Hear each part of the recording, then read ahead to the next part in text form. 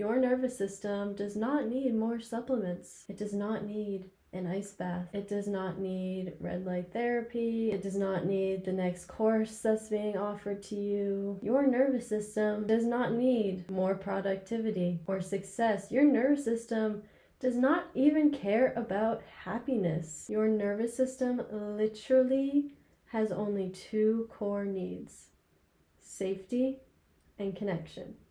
Okay, let's talk about safety first. There is a really big difference between thinking that you're safe and convincing yourself with your mind that you are safe, and actually feeling physically safe, feeling somatically safe in your body, in your environment, and in your relationships. You will know that you are safe and that your body can sense safety when your body isn't bracing. And it can be a hard state to get to feel safe in your body when you are very much used to living in chaos or unsafety or unpredictability. Sometimes that can become our norm and our baseline and what we feel comfortable in, but still you're not fulfilling that core need of safety in your body just because it's familiar. Our nervous systems evolved to keep us alive. This amazing, incredible technology within our body evolved with one sole purpose: to keep us alive. And how does it do that?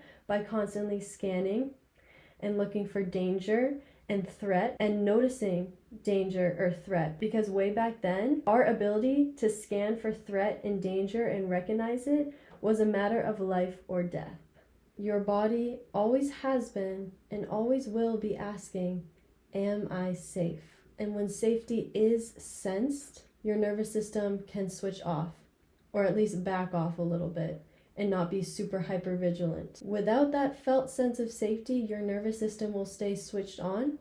It will stay activated. It will stay in your fight or flight, your stress response. And when your nervous system is in that activated state, nothing else matters. Not the supplements, not the red light, nothing else matters except for finding and restoring that sense of safety. That's what your nervous system is honed in on.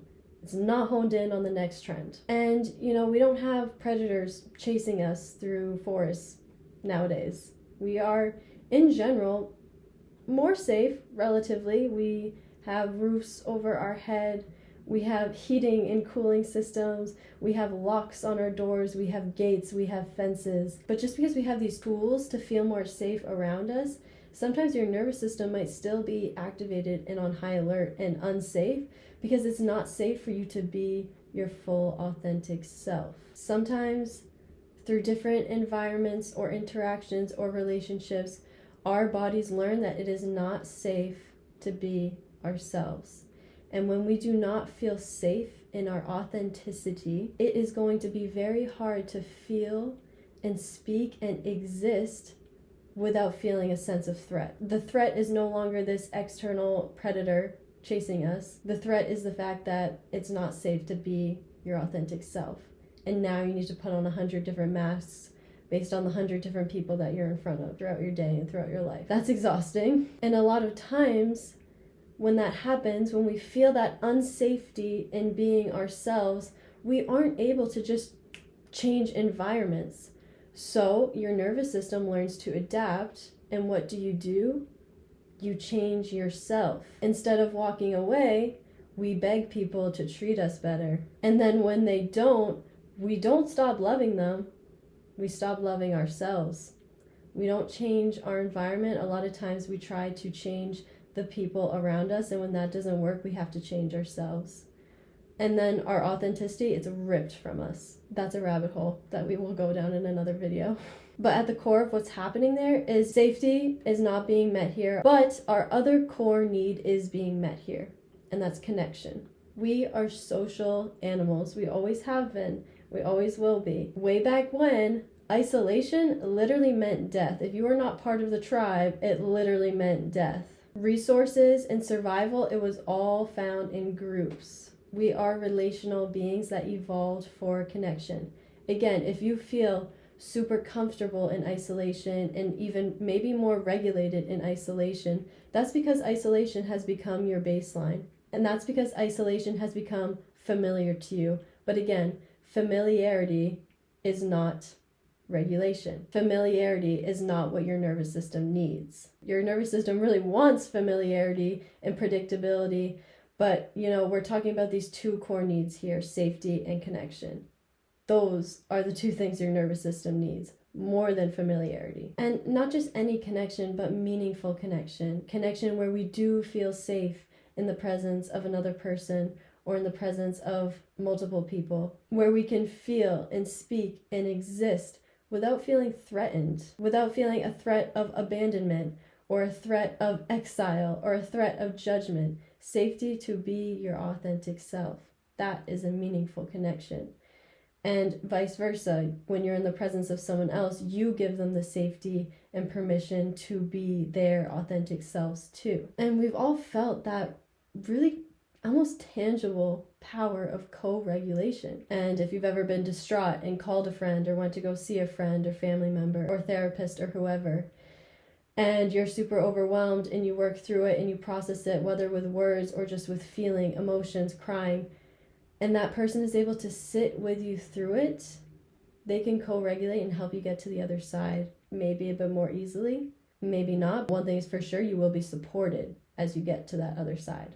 People start healing the moment they feel heard. When your nervous system feels connected and engaged in a safe way, this is what creates the container for healing. Just being in presence with someone else, hearing someone else, seeing them, witnessing them, not trying to change them, just connecting and engaging with them in safety. That is what is necessary to create a container for healing. Okay, that's going to be more powerful than analyzing or overthinking. It's going to be more powerful than any piece of advice, no matter how good it is. It's even going to be more powerful than action. Okay, we're talking about the nervous system here. Your nervous system does not care about analyzing, advice, or taking action. Your nervous system needs, before anything else, safety and connection. And this is why I really dislike showing up to teach a class or show up to intern when I personally am dysregulated, because I understand the nervous system, and my superpower is my nervous system, because I walk into spaces and what I bring to the table is a regulated nervous system. I might be super dysregulated on my way home afterwards, but when I am in these spaces where I need to show up, I bring my regulated nervous system to the table, and I use co-regulation to create environments and containers of safety and ultimately healing. That doesn't mean I'm perfect. I have run group therapy in very dysregulated states. I have taught yoga classes while sobbing in my car on the way there. I can do that. I can do it. I can still show up, but it's not in the way that I want to. I feel much better when I show up and harness the power of my strong regulated nervous system, because that is what the nervous systems in the room need. There is so much information out there.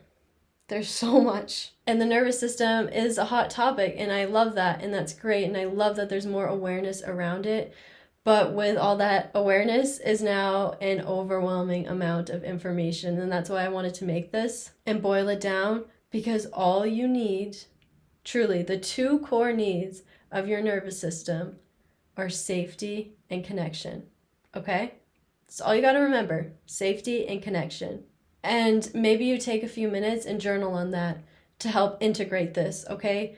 Journal on where you feel safe in your body, not just where you conceptually feel safe in your mind. And write about times when you feel that sense of connection, meaningful connection with others that literally regulates you. And maybe write about places or people or environments where you don't feel that. Just start to explore that. You don't need to go buy anything else, okay? Focus on safety first. Focus on connection, meaningful connection as much as you can, and the regulation and the healing will very naturally follow those two things. If you meet those two core needs, the regulation and the healing will naturally follow.